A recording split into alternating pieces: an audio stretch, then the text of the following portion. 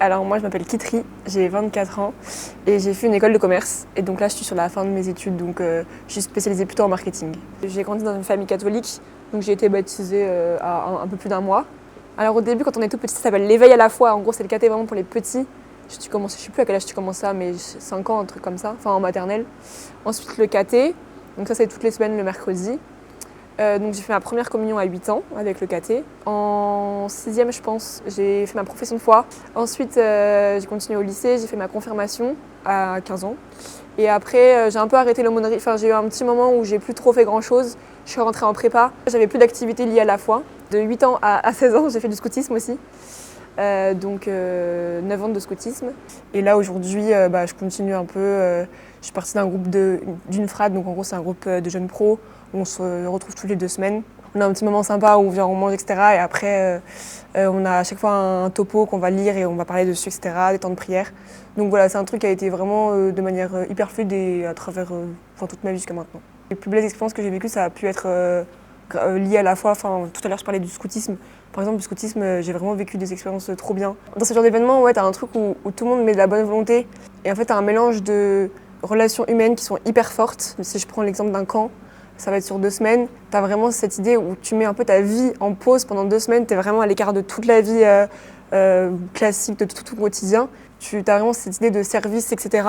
Je trouve que grâce à la foi, tu as pas mal de choses qui te permettent de prendre du recul sur toi, à travers la prière, à travers justement cet aspect de aider son prochain, etc. C'est quelque chose qui est quand même pas mal mis en avant. Et puis tu as aussi, je trouve, lié à la foi, pas mal cette idée de joie en général. Fête des Lumières, quoi qu'il arrive, j'y vais en tant que touriste. Je compte y aller, visiter tout ce qui a été organisé par la ville de Lyon, etc.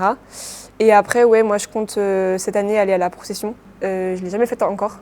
Ces 4-5 dernières années, je n'étais pas à Lyon pour mes études. Et qu'avant, j'étais plus jeune, je m'en fichais un peu. Mais là, je pense que je vais y aller avec des amis, ouais. Et donc là, je me dis, en vrai, c'est dommage de l'avoir jamais fait. Et je pense que c'est un moment qui est... En fait, c'est hyper simple, parce que ça te prend pas beaucoup de temps et que c'est juste tu marches. Mais en vrai, pour le coup, je pense que ça, c'est vraiment ce genre de moment où tu...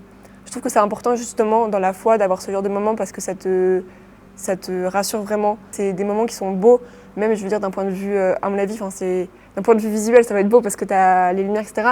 D'un point de vue, les gens ils vont chanter, etc. C'est vraiment beau. C'est vraiment, je pense que même si tu crois pas, c'est comme un spectacle, c'est quelque chose de beau à voir.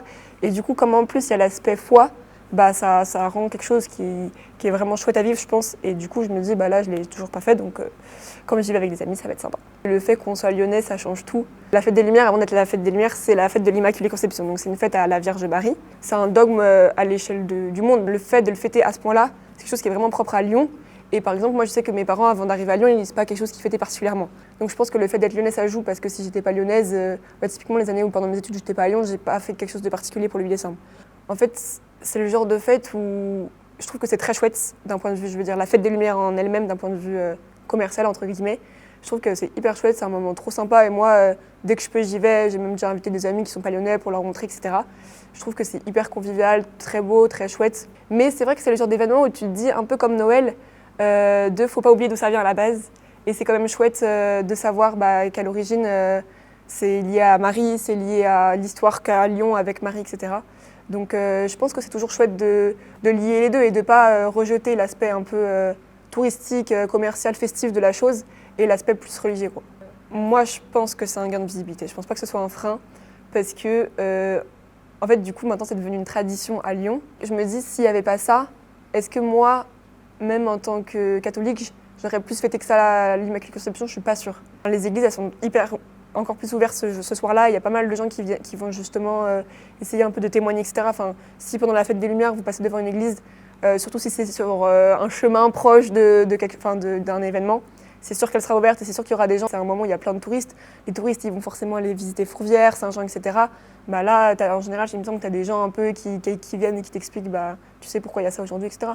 Et je pense que non, du coup, je pense que c'est vraiment pas un frein et au contraire. Et que moi, je vois pas le mal à mélanger un peu les deux, quoi. Mais que c'est bien aussi quand les gens savent, parce que je me rends pas compte dans quelle mesure les Lyonnais, ils sont au courant de pourquoi il y a la fête des Lumières, quoi.